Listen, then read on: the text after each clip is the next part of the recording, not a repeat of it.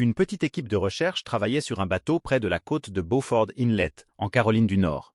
Leur mission était simple, scanner le fond de l'océan à l'aide d'un sonar afin de cartographier ce qui se trouvait sous l'eau. La journée était calme et ils avaient déjà fait ce genre de travail de nombreuses fois. Mais quelque chose d'étrange apparut sur l'écran. L'une des images sonar montrait une longue forme droite reposant profondément sous l'eau. Elle était trop parfaite pour être un rocher, et elle n'était pas seule. Autour d'elle se trouvaient de nombreux autres objets étranges, certains grands, d'autres brisés, tous dispersés sur une vaste zone. Les formes semblaient avoir autrefois fait partie de quelque chose d'important. Peut-être un navire, peut-être quelque chose d'encore plus ancien. L'équipage ne dit pas grand-chose. Ils avaient une règle, ne pas tirer de conclusions hâtives, pas de grandes annonces, pas d'appel aux médias. Ils se contentèrent de marquer l'emplacement sur leur carte et d'enregistrer l'image sonar. Pourtant, un sentiment étrange flottait parmi eux, une intuition profonde. Ce n'était pas simplement des débris au fond de l'océan. Quelque chose avait été laissé ici. Et quoi que ce soit, cela avait été perdu depuis très longtemps. Personne ne le savait encore, mais cette découverte silencieuse allait bientôt mener à l'une des plus importantes trouvailles sous-marines de l'histoire américaine.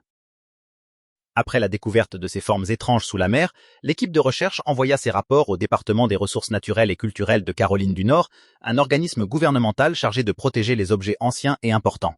Après avoir lu le rapport et examiné les images sonars, les responsables donnèrent à l'équipe l'autorisation d'examiner le site de plus près.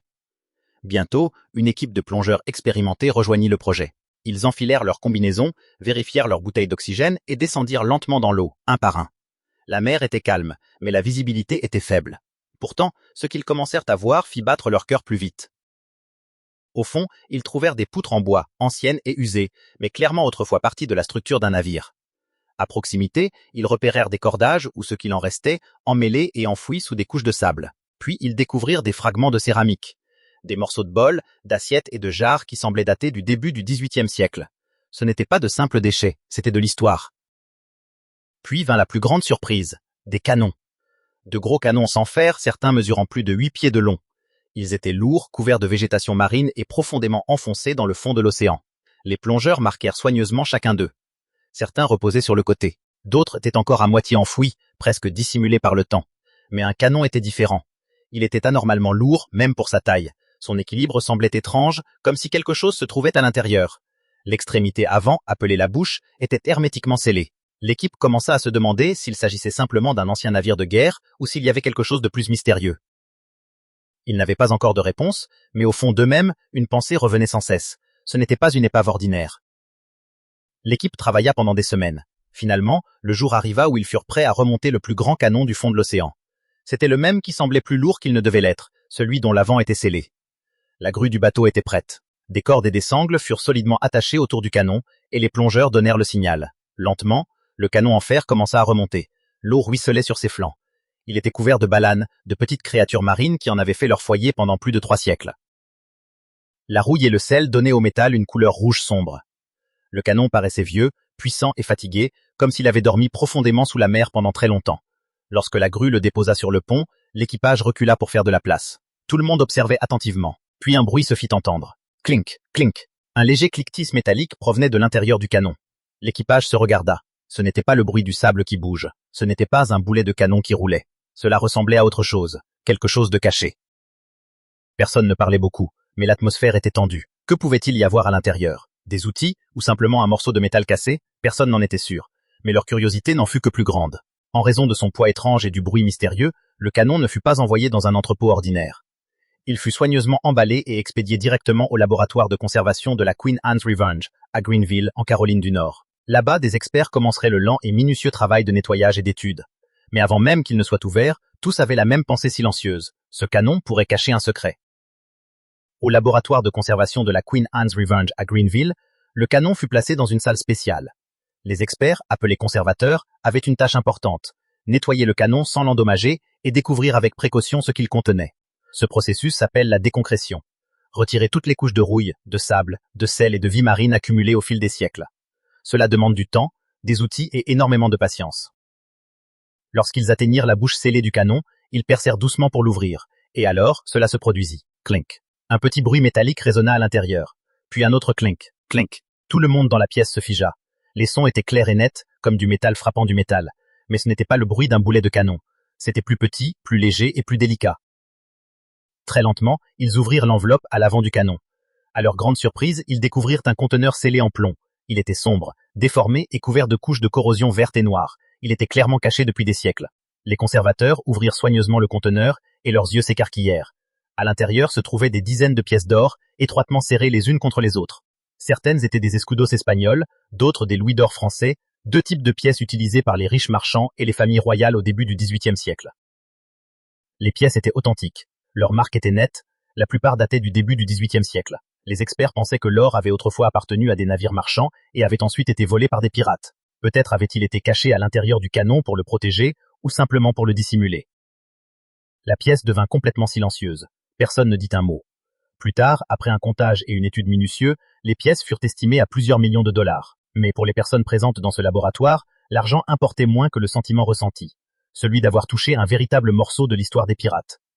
Découvrir des pièces d'or à l'intérieur d'un canon fut un moment que personne n'oublierait jamais. Mais après que le choc fut passé, autre chose arriva. Quelque chose de moins excitant mais bien réel. Des avocats. Peu après la découverte, des équipes juridiques de différents endroits commencèrent à poser des questions.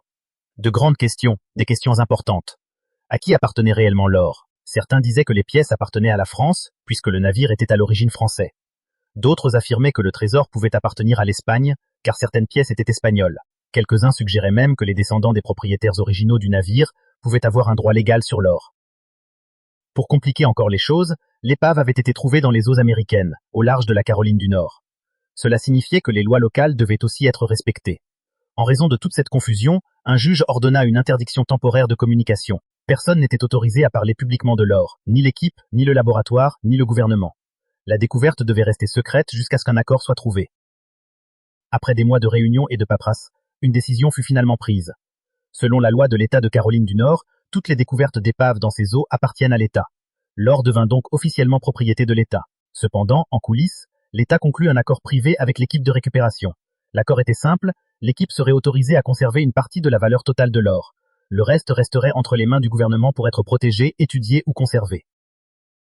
Les bénéfices furent discrètement répartis. Une partie de l'argent servit à rémunérer les chercheurs et les plongeurs pour leurs années de travail. Une autre partie alla au laboratoire et à l'université. Une part fut mise de côté pour de futurs projets d'exploration d'épaves. Une portion contribua au financement de programmes de protection des côtes et de bourses pour les étudiants en histoire maritime. Personne ne devint riche du jour au lendemain, mais pour quelques personnes, cela fit une réelle différence. Les pièces d'or trouvées à l'intérieur du canon ne furent jamais montrées au public. Elles étaient trop précieuses, trop spéciales et trop liées à des accords juridiques. Elles furent donc discrètement stockées dans un lieu sécurisé. Mais le canon lui-même, le lourd et mystérieux tube de fer qui avait caché l'or pendant plus de 3 siècles, fut nettoyé, restauré et fièrement exposé. Après des années de travail minutieux, le canon fut enfin prêt. Il fut installé au musée maritime de Caroline du Nord, dans la ville de Beaufort, non loin de l'endroit où il avait été découvert sous l'eau. Aujourd'hui, il se dresse dans une salle spéciale, solide et silencieux. Mais si l'on regarde de près, on peut encore voir les marques du temps. À côté du canon se trouve une petite plaque métallique. Elle ne dit pas grand-chose, seulement quelques lignes simples, récupérées dans Beaufort Inlet, l'un des nombreux canons remontés du site de l'épave de la Queen Anne's Revenge. Rien sur l'or. Rien sur le secret qu'il a autrefois contenu. Le conteneur en plomb qui renfermait les pièces d'or ne se trouve pas au musée. Il a été transféré dans un coffre sécurisé à Raleigh, la capitale de la Caroline du Nord. Seules quelques personnes savent exactement où il se trouve. Les pièces à l'intérieur sont protégées. Malgré cela, des visiteurs viennent voir le canon chaque jour. Des enfants, des étudiants, des passionnés d'histoire. La plupart ne connaissent pas toute l'histoire, mais certains la connaissent et ils s'attardent un peu plus longtemps, car ils savent que parfois, même un objet silencieux derrière une vitre peut porter le poids d'une histoire de pirates perdus puis retrouvés. Si vous avez aimé cette vidéo, n'oubliez pas de laisser un pouce levé et de vous abonner. Dites-nous aussi dans les commentaires d'où vous nous regardez. Nous adorons avoir de vos nouvelles. Merci de votre attention.